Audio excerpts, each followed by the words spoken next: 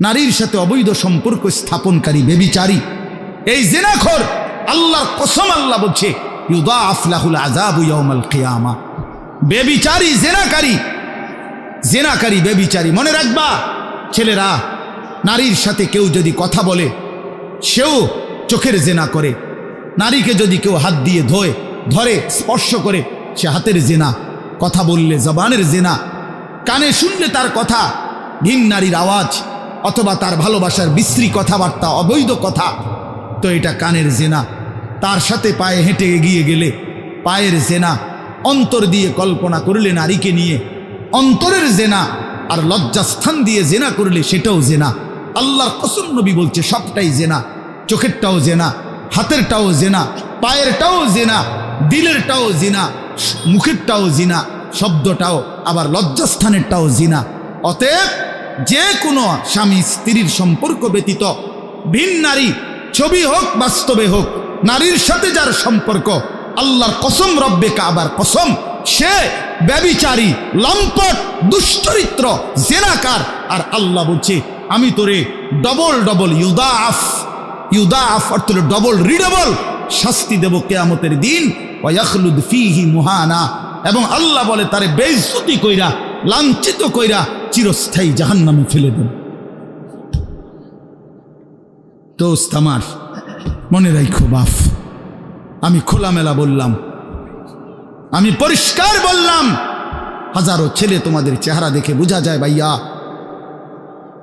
এইখানেও তোমরা অনেক ছেলে চেহারা দেখলে বোঝা যায় আজকের সারাদিনে এক ওয়াক্ত নামাজ পড়ো নাই। কেমনে এত বড় পাষাণ হইলা? আল্লাহকে এভাবে কেমনে ভুলে গেলা? কেমনে ভুলে গেলা? কোরআন শরীফের আমি দুইটা কথা বলি। একটা কোরআন শরীফের আয়াত আছে, আমার বাপ আপনাদেরকেও শুনাই, আপনারা আপনাদের ছেলেদেরকে বইলেন। প্রয়োজনে ছেলেটাকে হাতে ধরে একটাবার চোখের পানি ফেলেন, মেয়েটারে হাতে ধরে চোখের পানি ফেলেন। আল্লাহ কোরআনে বলছে ফাবি আইয়ি হাদিসিন বাদাহু ইউমিনুন। 29 নম্বর পারায় সূরা মুরসালাতের মধ্যে এই আয়াতটা আছে। আল্লাহ বলে বান্দা, এই 30 পারা কোরআন আমি নাজিল করেছি, আমার সর্বশ্রেষ্ঠ কথা এগুলো। 23 বছরে আমি আমার রসুলের কাছে এগুলো নাজিল করেছি তোমাদের জন্য। এক একটা কথা বান্দা কোরআনুল কারীমের মধ্যে আমি বারবার বলছি, আকিমুসসালাহ আকিমুসসালাহ আকিমুসসালাহ 80 বারের চাইতে বেশি বলছি। ইয়া আইয়ুহাল্লাযীনা আমানু, হে ঈমানদারগণ, হে ঈমানদারগণ। 89 বার, 8, 9, 89 বার আল্লাহ এই শব্দ দিয়ে আমাদেরকে ডেকেছেন, হে ঈমানদারগণ, হে ঈমানদারগণ, হে ঈমানদারগণ। 89 বার ডাকছে। 80 বারের চাইতে বেশি নামাজের কথা আল্লাহ বলছে ইত্তাকুল্লাহ ইত্তাকুল্লাহ ইত্তাকুল্লাহ ইত্তাকুল্লাহ। আল্লাহকে ভয় করো, আল্লাহকে ভয় করো, আল্লাহকে ভয় করো। ওয়াইলুন ইয়াউমাইদিল লিল মুকাদ্দিবিন, সূরা মুরসালাতের একটা সূরাতে 10 বার, এক সূরার 50টা আয়াতের মধ্যে 10 আয়াতে এক কথা আল্লাহ 10 বার বলছে যে বান্দা তোমরা যারা নাফরমান, মিথ্যাবাদী, সেদিন আখিরাতে তোমাদের জন্য জাহান্নাম, জাহান্নাম, জাহান্নাম, জাহান্নাম, জাহান্নাম 10 বার বলছে। তো আল্লাহ বলতে চাচ্ছে বান্দা, এতবার বললাম, এতভাবে বললাম, এত বড় শ্রেষ্ঠ কোরআন নাজিল করলাম, তুমি বান্দা এবার আমারে বলো যে বান্দা আমি আর কতবার বললে, আর কেমনে বললে, আর কোন কিতাব নাজিল করিলে এক একটা কথা আর কতবার বললে তুমি আমারে মানতা, তুমি বলো। বলো মুসলমানের সন্তান, আর কতবার বললে তুমি নামাজ পড়তা? এই কথা যখন তোমার সামনে হাসরের ময়দানে ভাবে আল্লাহ জিজ্ঞেস করবে যে আর কতবার বললে বান্দা তুমি আমারে সেজদা করতা, কি জবাব দিবা বাপ? আর কতবার বললে তুমি সুদ ছাড়তা? 30 বছর মুসলমান সুদ খায়,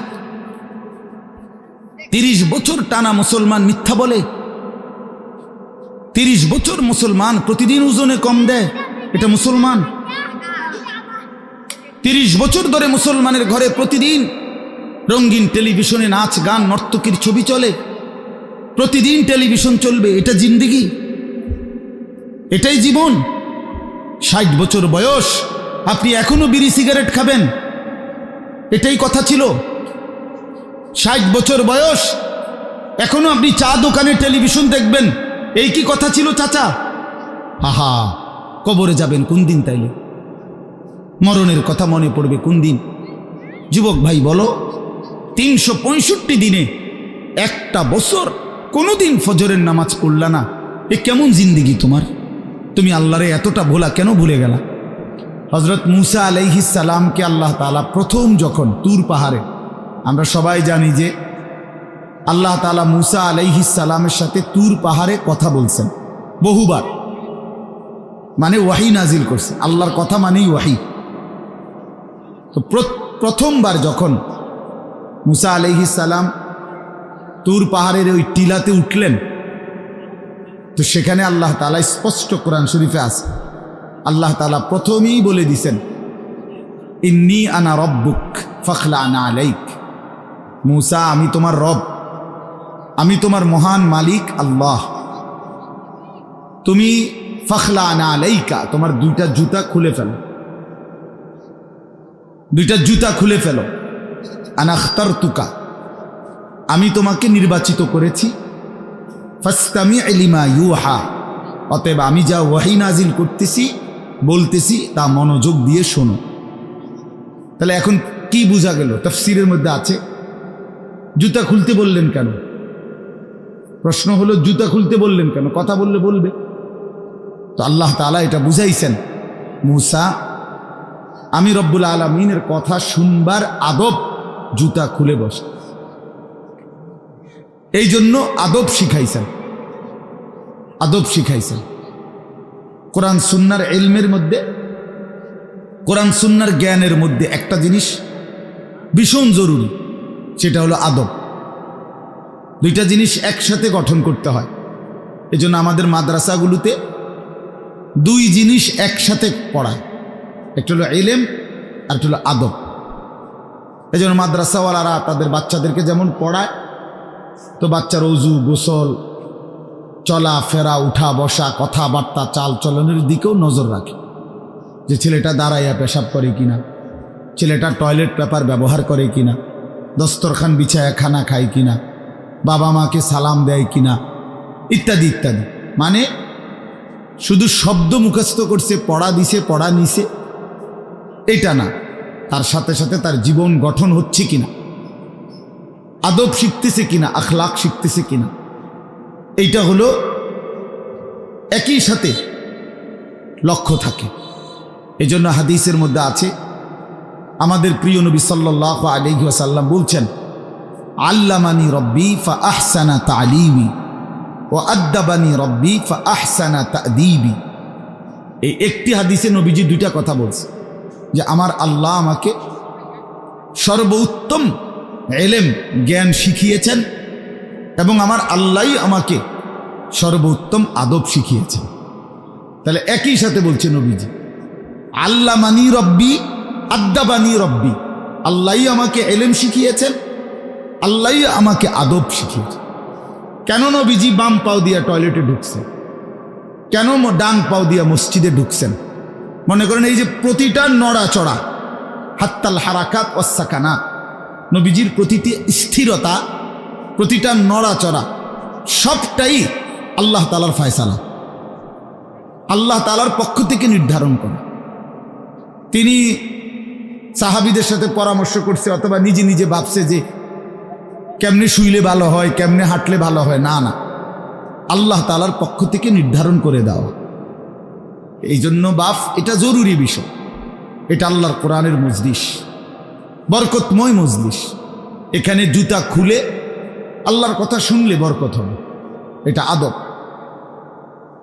সবাই যারা মুসা আলাইহিস সালামের ওই ঘটনাটা জানে, কোরআন শরীফে স্পষ্ট আছে যে তখন প্রচণ্ড ঠান্ডা ছিল, ভীষণ ঠান্ডা, কুয়াশা, নিচে বরফ।